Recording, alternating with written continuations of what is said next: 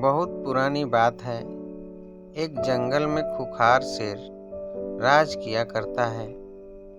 राजा होने के कारण वह शेर जंगल के बाकी सारे जानवरों पर धौंस जमाता था और उनका शिकार करके उन्हें खा जाया करता था।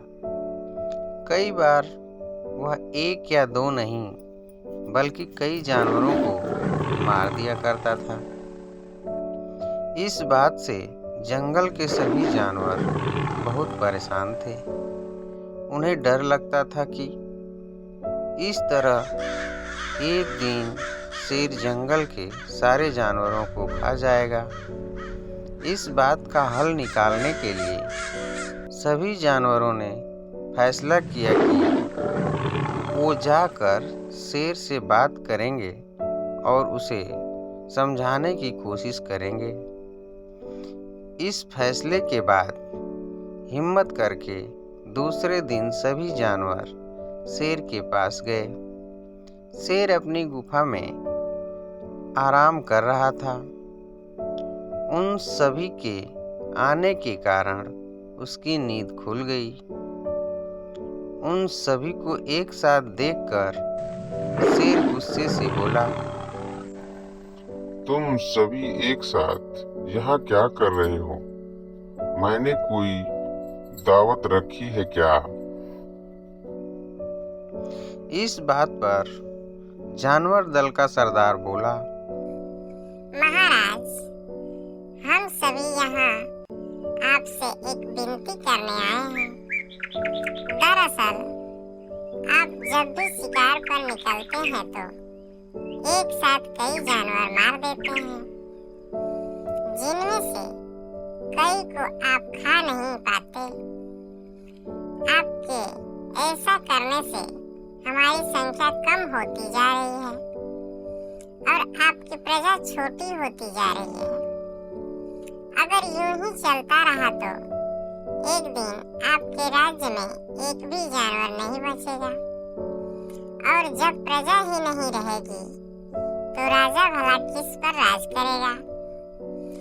इसलिए आपको सदैव अपना राजा बनाए रखने के लिए हमने आपके भोजन का इंतजाम करने के लिए योजना बनाई है। हमारा सुझाव यह है कि आप शिकार पर न निकला करें, बल्कि हम खुद रोज एक जानवर आपकी गुफा में भेज दिया करेंगे। इस तरह रोज आपका भोजन भी हो जाएगा, आपको मेहनत भी नहीं करनी पड़ेगी और आपकी प्रजा को भी राहत रहेगी।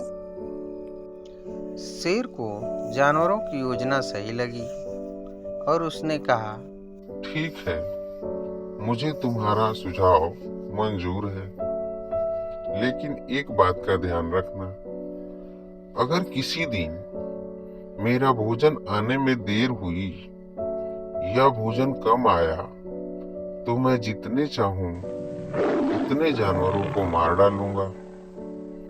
जानवरों ने उसकी बात पर सहमति जताई और वापस अपने घर को लौट आए। उस दिन के बाद से हर रोज एक जानवर शेर की गुफा में पहुंच जाता और शेर उसे मारकर अपना भोजन बना लेता। यूं ही चलते चलते एक दिन खरगोश की बारी आई। वह बहुत छोटा था लेकिन चतुर भी था।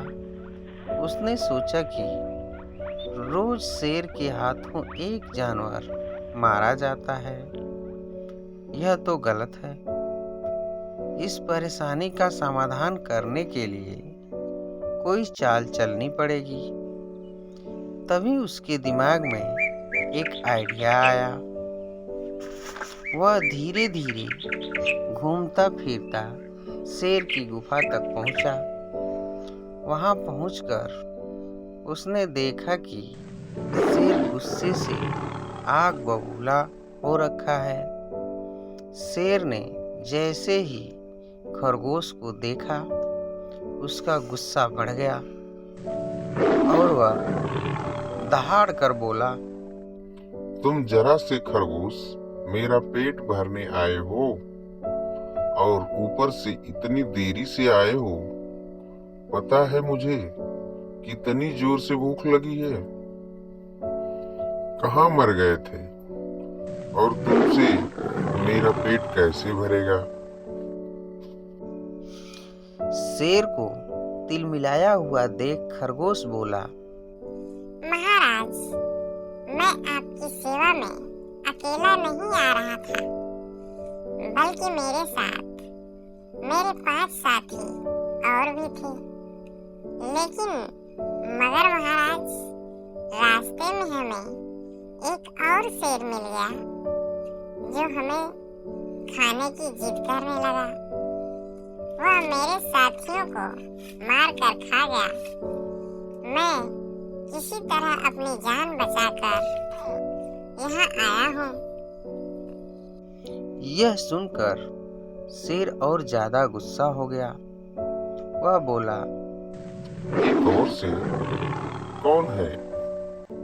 वह और मेरे जंगल में क्या कर रहा है?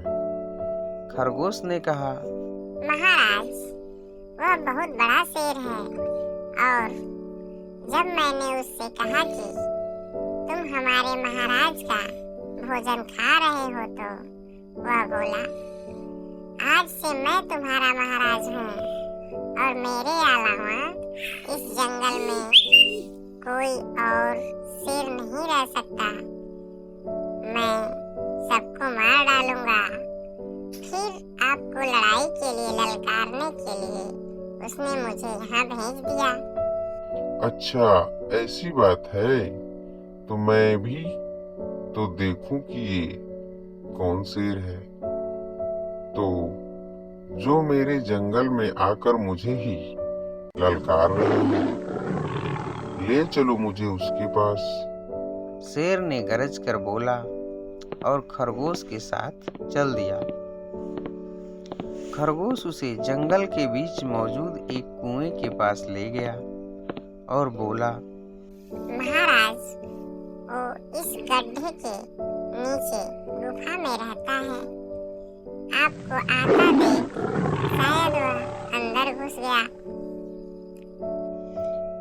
दूसरे शेर को देखने के लिए जैसे ही शेर ने कुएं में झांका तो उसे अपनी परछाई दिखाई दी और उसने समझा कि वह दूसरा शेर है।